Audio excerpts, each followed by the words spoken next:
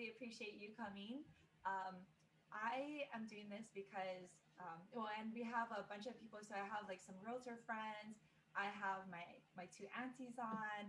I have some other friends on. So this is really, really great. Um, I actually am really good friends with Kyle.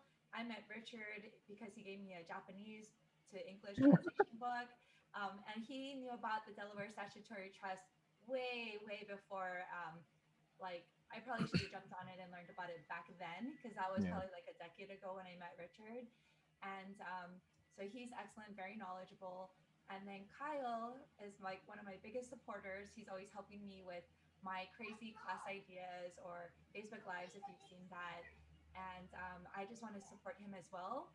But I really believe in what the Delaware Statutory Trust can do for people as far as like your investments. So you may have investments now, you may have investments in the future, but whatever stage you're at, this will prep you to be wealthy in your future. So I'd like to introduce Kyle, who will go more into this, and he'll probably introduce Richard as well. All right. Well, hello everyone. Caron, so great to see you. Thanks for having us on and sharing this to your friends, your contacts, your colleagues. I know that there's everyone from investors of real estate. There's realtors. I think there's some other advisors on here, and then I know there's also people that have family members that have investment property, and that might what might have brought you here tonight. And so Rich and I, we're both wealth advisors.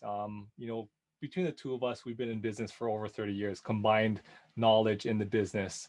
And one of our specialties is financial planning, yet specifically in the area of real estate, the Delaware Statutory Trust, which is qualifies in a 1031 exchange. So for those of you that have purchased multiple investment properties in the past, you're probably a little familiar with what that is. I'll cover it lightly, and then Richard will cover a little more in detail on how a specific strategy with a 1031 exchange and a Delaware statutory trust work.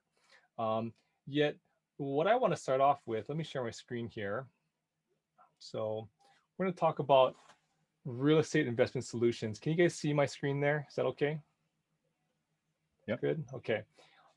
So for those of you that own investment property or are planning to get investment property in the future, you are well aware of this, right? The benefits of owning investment property is we do it normally for income. And when I say income, I like to refer to it as your net cap rate. And that's what's left over after you've paid your mortgage, if you have one, your taxes, insurance, all the expenses is what's left. That's your income.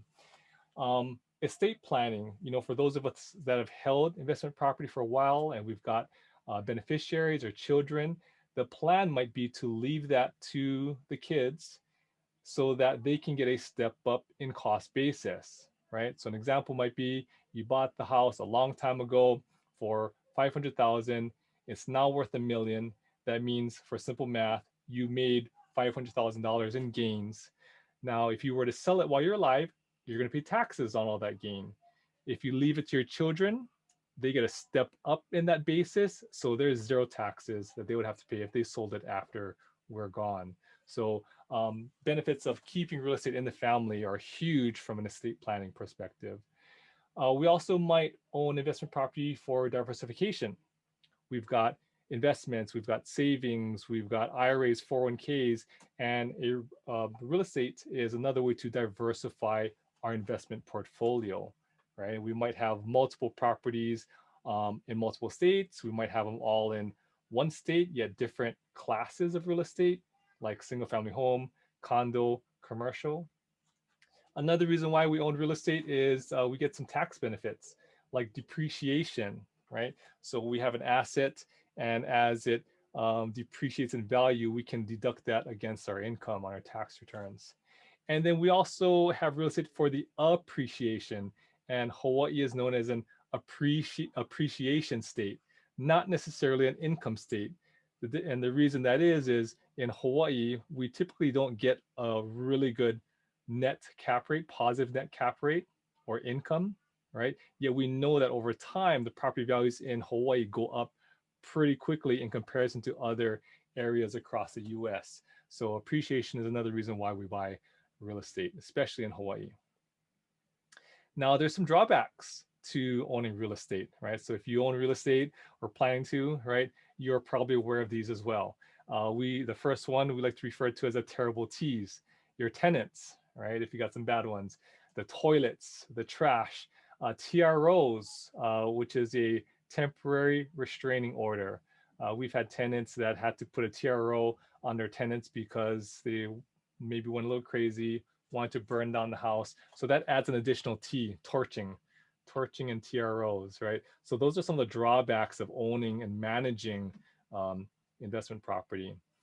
Estate planning can be a drawback, right? I mentioned it's a positive when you have a step up in cost basis. It can be a negative in terms of how do you equalize your estate when you have multiple beneficiaries, right? I've got 2 kids.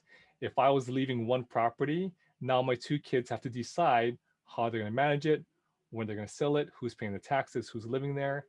Or maybe I've got 2 kids and I've got 5 properties, right? 1 kid lives here, 1 lives on the mainland, right? It can cause some challenges when you're gone in terms of estate planning. Diversification, I mentioned, can be a good thing, yet the drawback is you might have all of your property all in one state, right? And it might be diversified between asset classes, single family home, condo, and commercial. Yet if there's a natural disaster like a tsunami or a hurricane or a ballistic missile, right? Like the one we had, almost 3 years ago, right?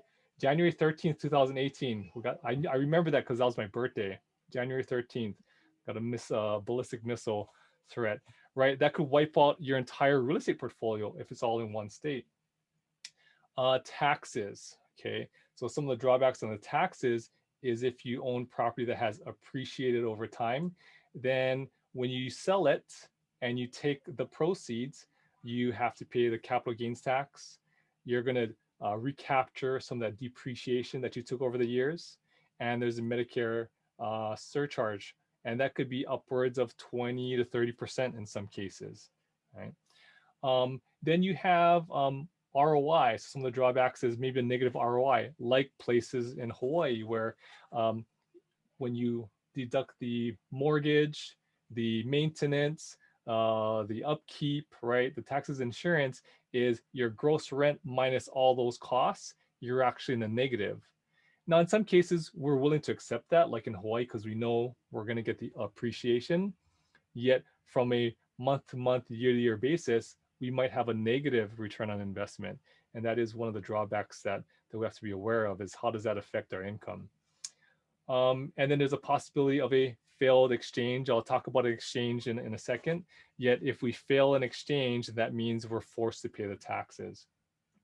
Real estate is also not a very liquid investment, right? We're not able to sell it as easily as we can stocks or other types of investments. So if it's a timing issue, like right now, you got a moratorium on your investment property, it's hard to let go of that property and sell it in a pinch. And then, as I mentioned, Hawaii, not really known as an income state, and so the net cap rate can be low. Now, I'll briefly talk about exchange rules. So if you've got a property, you've owned it for a while, or it's time to sell for whatever reason because there's some expenses coming up, or you're just tired of managing it, then what you have available to you is a 1031 exchange. And that's moving from investment property to another investment property. It has to be like kind. It could be a piece of land, commercial property, another single family home. And you can go from a condo or single family home to land or a warehouse or a building, as long as it's for investment purpose. It doesn't have to be the exact same asset class. It just has to be real estate for investment purposes. Now, part of the rules is you have to exchange equal or greater value to avoid or defer those taxes. So if you're doing an exchange with your $1 million property, you sell it for $1 million, you have to find a replacement property for $1 million or more in order to avoid or defer those taxes. If you replace it with less, that's considered boot. So you sell your $1 million property, you find a replacement for $800,000. It's your dream property. You've got a difference of $200,000. That's taxable potentially. And if you take any funds out, as mentioned, there's gonna be taxes on that. For example, you sell for $1 million, even though you had $500,000 of gain, right? If you take out 100,000 or even $1, whatever you take out is taxable. So to completely avoid the taxes and defer it to later, and then allow these properties to pass to your family and get the step up in cost basis, you have to exchange for the full amount, reinvest it, and receive no funds. Now the time frame, this is typically where the failures happen, is once you sell your investment property, you have 45 days to find a replacement property and identify it. And you put it down on this list with your qualified intermediary. Then on the 45th day, whatever's on that list, you're locked into, meaning that you have 180 days from the very first day to close on one of the properties or some of those properties that are on that list. What you're not able to do is list a property or two, and then on the 45th day, property ABC and XYZ are on that list, and then within the 180 days, you change your mind, or it falls out of escrow and you decide to replace with something else, then we call that a failed exchange, and then you'd be liable for the taxes. So this time frame is very crucial, and you can imagine, for those of you that are in real estate right now or are looking right now, it's a seller's market. Inventory is really tight. It's very difficult to find property in 45 days and difficult to close in 180, especially if you have to come up with financing. So now I'm going to pass it over to Richard, and he's going to explain a solution in the 1031 exchange, which will allow you to ensure that you never have a failed exchange when selling your investment property and replacing it with another one. Sounds good. All right, I will share my screen.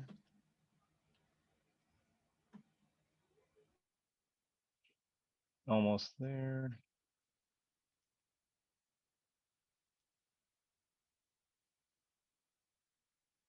It's funny, it always goes back to the first slide. I tried to skip, but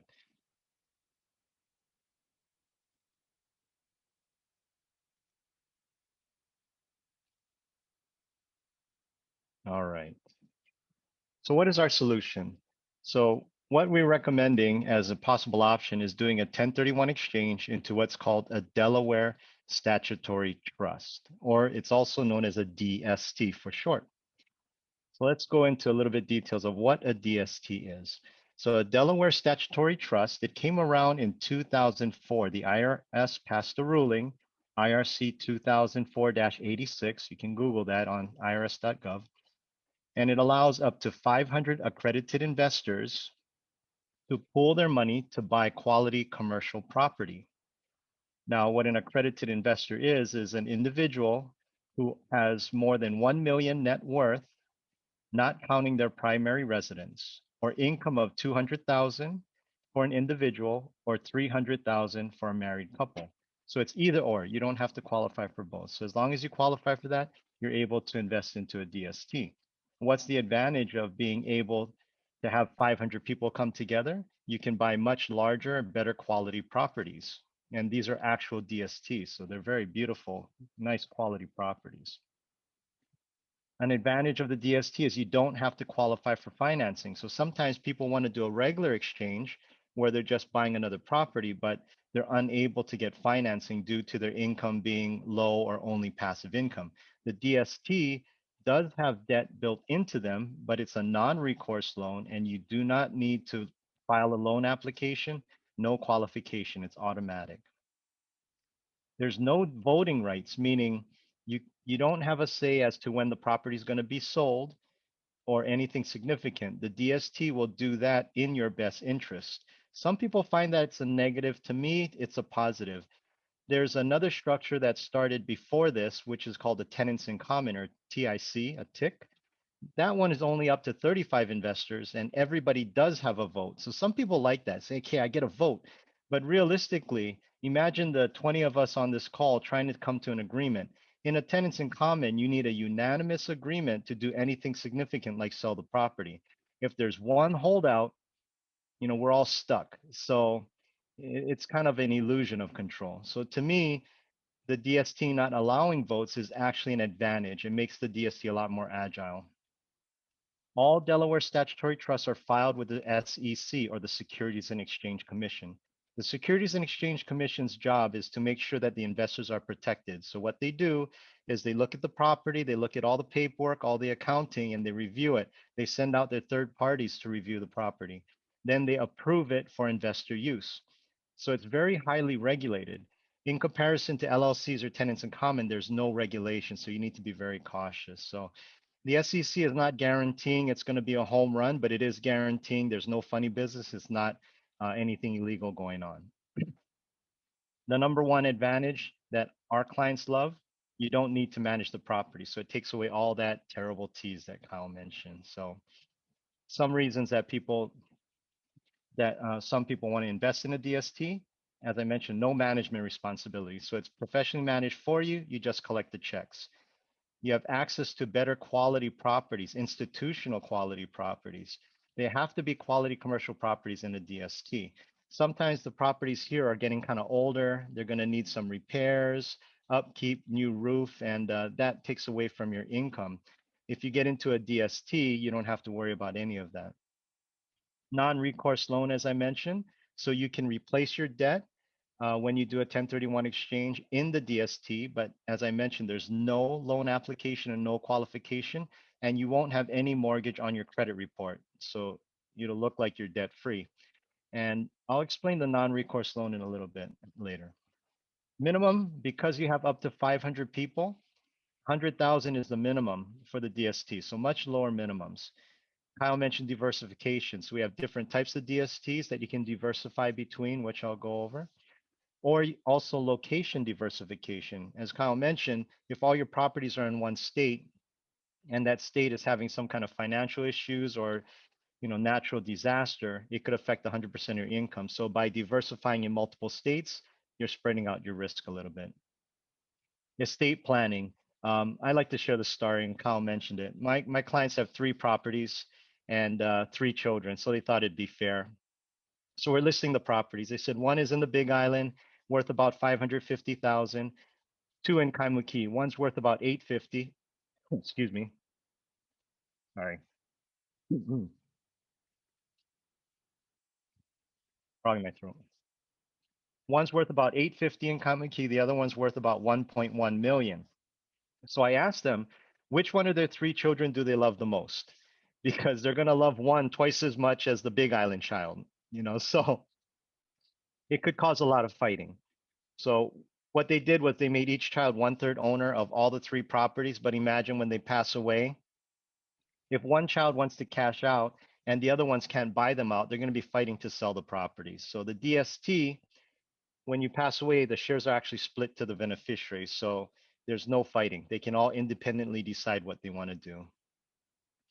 You can use it as a backup. So if you're just doing a regular exchange, you should always name the DST as your second or third property. Because as Kyle mentioned, after the 45th day, whatever's on that list, you have to choose from. If you only put one property on the list and it falls through, you're going to pay tax. So the DST should always be a backup. Continue to defer the taxes by continuing to do the 1031 exchange, or as they say, swap until you drop. You continue to defer the taxes, so you don't have to pay the tax. And the last part is what Kyle mentioned. The step up in cost basis is huge. The DST does have a step up in cost basis, so you definitely don't want to gift your properties to your beneficiaries before you pass away. Otherwise, they will lose that step up in cost basis. If you gift it before you pass away, they will inherit your cost basis and they will have to pay tax on all the gains. So let's take a look at a few of the different types of properties that are held in a DST. Healthcare, we have senior living facilities, elective surgery facilities, medical office facilities. These are all DSTs. This is an actual DST. Student housing, this is gorgeous. Does not look like the UH dorms. I would totally live there and stay in college forever. Multifamily is the largest sector right now that they're really focusing on.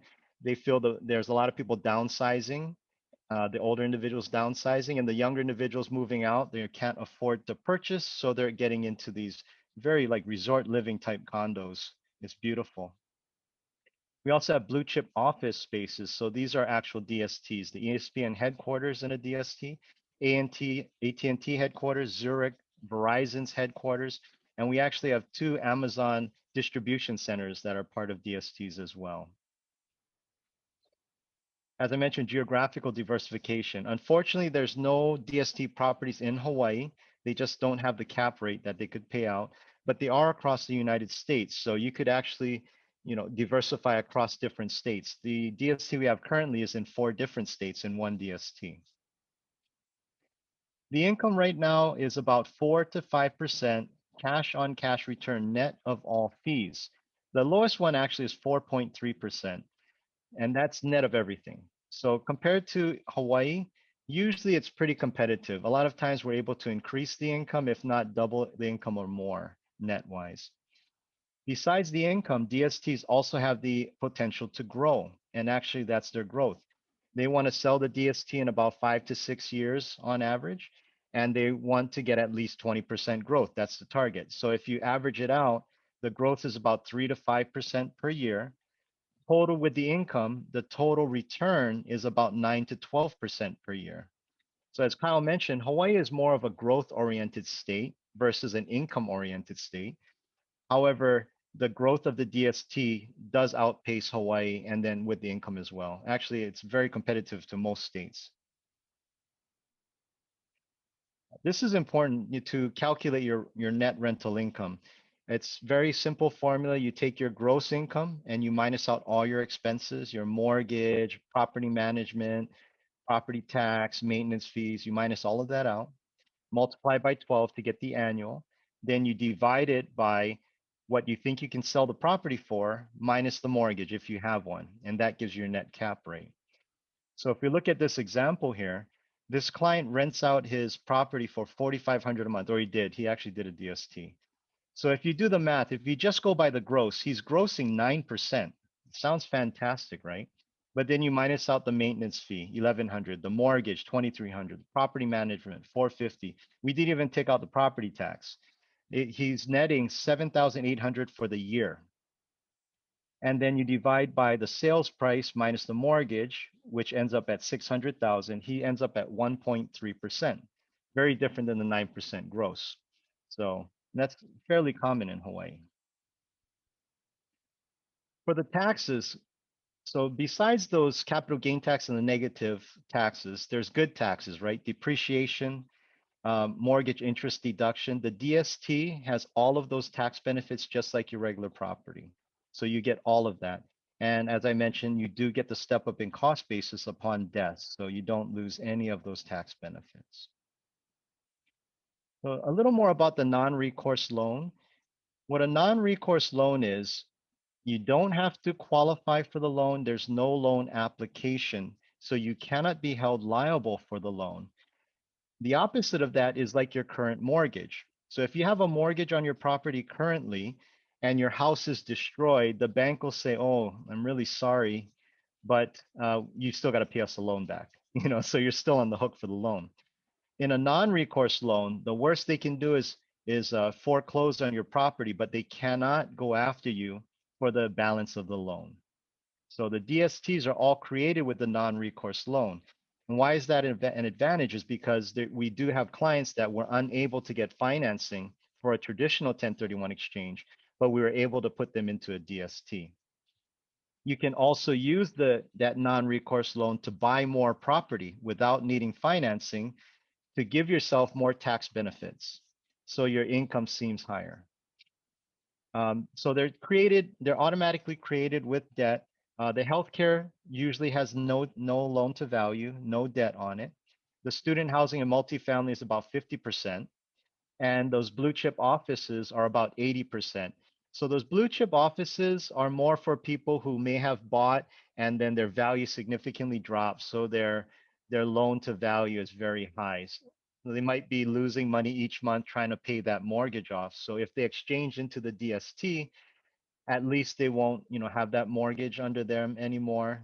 They won't be negative. It does not generate income that pays out to the investor. However, the income is going to pay the loan down. So the goal of those blue chip office is to pay that 80% loan to value mortgage down to about a 50%. So you'll be able to exchange out to a property and generate a profit, or into a 50% loan to value DST. So how do you calculate your loan to value? It's basically the mortgage divided by the sales price. So if you have a $450,000 mortgage and $1 million sales price, you're at a 45% loan to value. So we need to at least keep that loan to value, or you can go increase it, but you cannot decrease. The only way you can decrease your debt or eliminate it is if you come out of pocket with cash to replace it. And most of us don't have the resources to do that. So the DST is very convenient in that sense. What are the risks of a DST? It's similar to your current properties because it is an actual property. You know, it's natural disasters, fires, tenants, flooding, vacancies, all of that. However, if you have a single family house in Hawaii or a multifamily, the chances of you losing tenants that will affect your income significantly is a lot greater than a DST. For example, our current DST has 1,300 units. So in order for us to even lose 10% of that or a significant amount to affect the income is very unlikely. The main risk that is different than owning your current property is that fact that I mentioned, that you don't have a vote. So whenever you get into a DST, you should have the mindset like this is kind of an autopilot and I'm going to ride it until it goes full cycle or until they sell the property, which is that 5 to 7 year time frame. So it's kind of you don't have the control. Now there's no minimum time frame to stay in a DST. There's no penalty to get out early, but as Kyle mentioned, we can't just trade it like a stock, and there's no guarantee we can get what you put in. So this should be the last place to access. You know, you want to wait till it goes full cycle so you can take advantage of all the gains. So the fees, how does the fees work? Well, the good news is because we love Caron, we're going to take care of all you folks. So anybody who does a 1031 exchange into a DST will get a 1% rebate. So 1% of the equity will be put into the DST that will generate income, and it will generate growth for you as well. The fees are about 7 to 9%. And before you hang up on me, please let me explain. Don't freak out.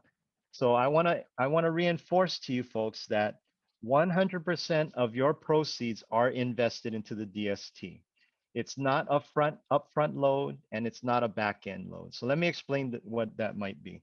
If it were a front end load and you put in you sold for $1 million, they would take out that 7 to 9%, and you would only put in 900 something thousand, right?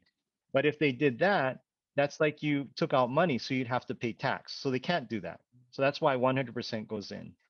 If it was a back end load, let's say your 1 million grew to 1,200,000. A back end load would be, well, it grew to 1,200,000, but we're only going to give you 1 million because of the fees. That's not the case either. So if you see your account grow from 1 million and the DST grows to 1.2 million, when you exchange or cash out, you get the whole 1.2 million. So now you're saying, how does that 7-9% come into play? So what they do is when they purchase the property for the DST, let's say they purchase it for $100 million, and each share is supposed to cost $10 a share. What they do is they increase the price from $10 a share to $10.70 per share. And that's how much you pay per share. So when they actually sell the property at the end of the cycle, from the price from $10 to $10.70, the DST company will keep that. You bought in at $10.70, so everything from $10.70 and up, you keep that. So once again, 100%, you'll see your 1 million go in, you'll show 1 million, 10,000 because you have that 1%. And if it grows to 1.2 million, you'll be able to cash out 1.2 million or exchange 1.2 million. So it's all internal, it's all baked in.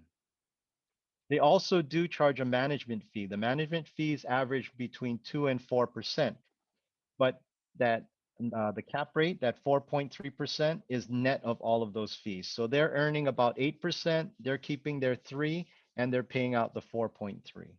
So that 4 to 5% is net cash on cash to you. So how do we get out?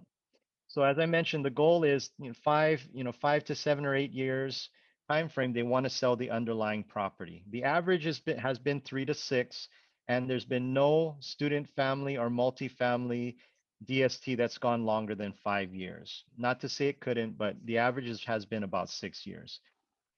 When the DST goes full cycle, when they're going to sell the property, you'll have about 4 to 6 months notice. So they'll let you know, hey, we got an offer for the property. We're going to be selling it.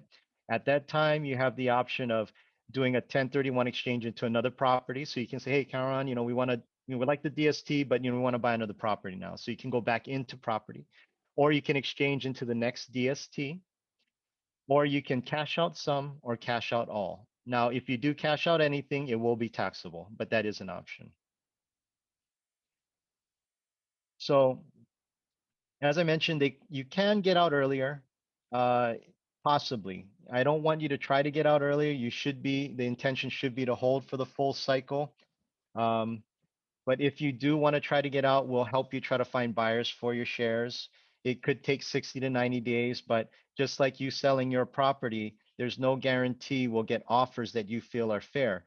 For example, right now you think, hey, my property's worth $1 million, but if somebody offers you 800,000, you have the option of accepting it or not. That's the same thing as the DST. You can say yes or no. Now, the good thing is if you're trying to sell some off, you don't need to cash out the whole DST. It's not all or nothing. If you need a couple 100,000, you can try to cash out the shares that you need just for that amount. But as I mentioned, that should be the last resort. Your beneficiaries will have the same options. So if you pass away, they'll have the same options of exchanging it to another DST, a property, or cashing out. And if there's much gains after you passed away, they'll just pay tax on the gains from the date of death. So these are the type of problems that the DST can solve. So low net cap rates. So we're able to increase the rent the majority of time for people. The terrible T's, get rid of the management, dealing with all of that.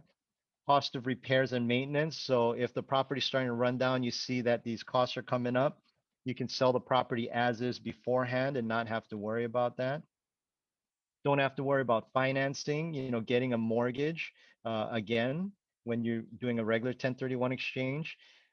This next one is kind of big, not having the family have to deal with the property when you pass away, right? So it could be owned as a partnership or your kids or whatever it may be. At least they won't have to fight, because when you pass away, the shares of the DST are split to each of the beneficiaries. So there's no fighting. You can protect yourself from having a failed exchange and paying those taxes by naming the DST as a backup. Don't have to worry about managing the property. Some people are kind of afraid to even list their property because what if I can't find a property in that 45 days? That's the biggest pressure, right? If it's a good time to sell, it's not always a good time to buy. At least the DST would be a good backup for that. Or there's some people who are selling, they're doing a 1031 exchange subject to finding a replacement property. So they're kind of sitting on the fence because they can't find something. So maybe the DST could help them at least get off the fence, but it'll protect you in that sense. There's a bunch of other ways that we've helped all of our clients. Just to summarize who may benefit or who may be interested in a DST, it's those that are tired of dealing with the rental properties. They're just kind of tired of it. Maybe they're worried about their kids fighting over it when they pass away. They like the income, but they don't want to sell, they don't want to pay tax, and they want to keep the income. So the DST would be a good option. We can even possibly increase your income. There's that little star there that says if you'd like to cash out a portion of your equity tax free, that is a strategy we can work with you. We can teach you how to do, but it's very important that we talk with your CPA and everything, make sure everybody's on board. But we have helped people cash out some of their equity tax free. If you used up all of your deductions, you had the property for a long time, you can utilize that non-recourse loan to buy more property and increase your tax deductions. Get rid of the maintenance, repairs, location diversification, property type diversification. And I actually just helped the LLC. So there are people who own properties together as family members, partnership, or LLCs, but they're looking for an exit strategy. what we can do is we can have you exchange into a DST. After a couple of years, you can dissolve the DST. Everybody will have their own shares and everybody can go their own way. So you don't pay any tax. Um, and if people are divorcing with investment property, we can actually, if they're amicable, we can have them put in a DST, wait a couple of years, then we can split it so they don't have to sell it and pay the tax.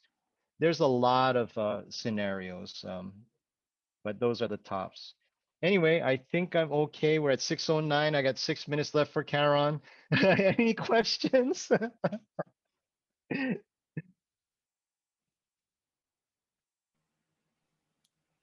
sure everyone's dying to ask you their questions. Yeah.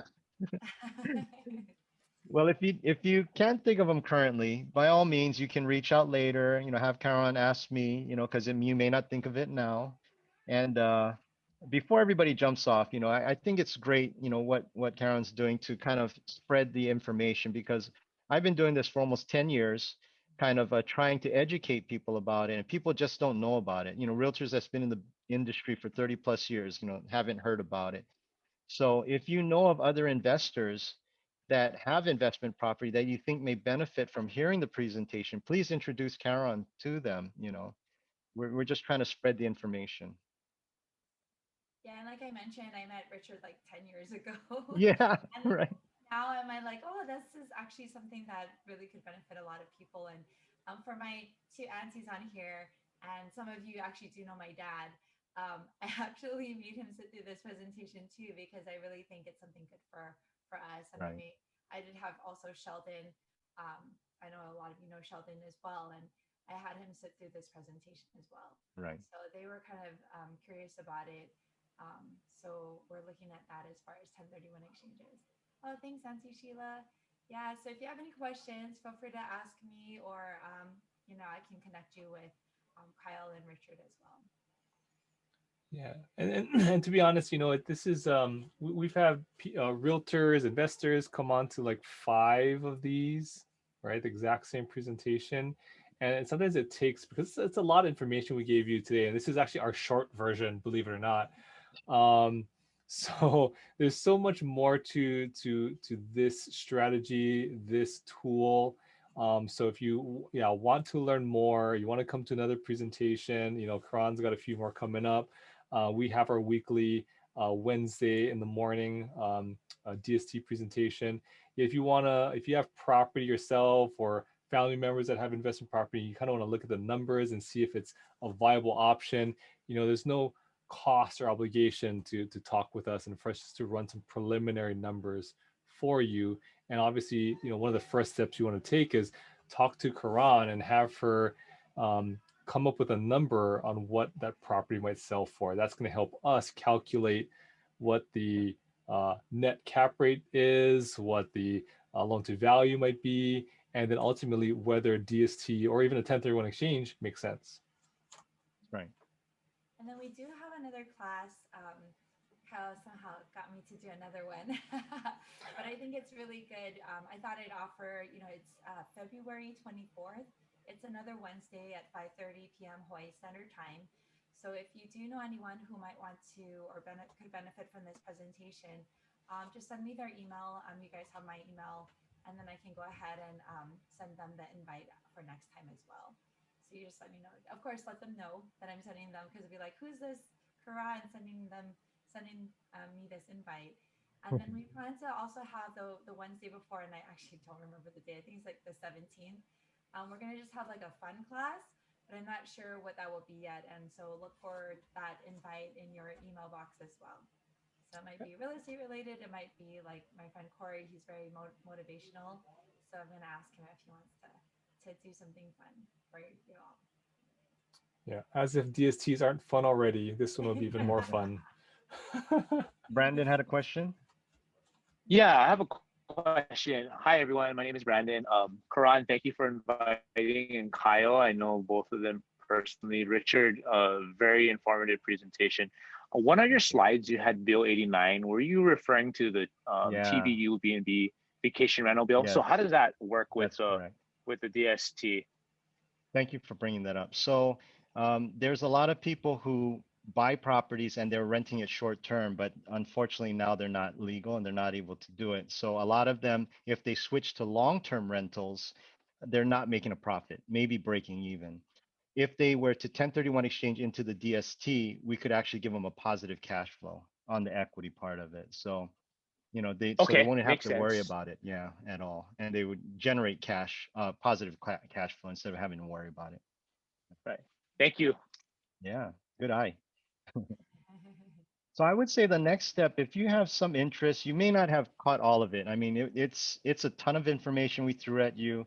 I would say the next step, if you have any interest, would be to set up an appointment with Karen and Kyle and myself to just kind of go over your situation, because I think looking at your own personal situation would help you understand more specifically how it could benefit you or if it would be appropriate for you. And as Kyle said, it's no obligation.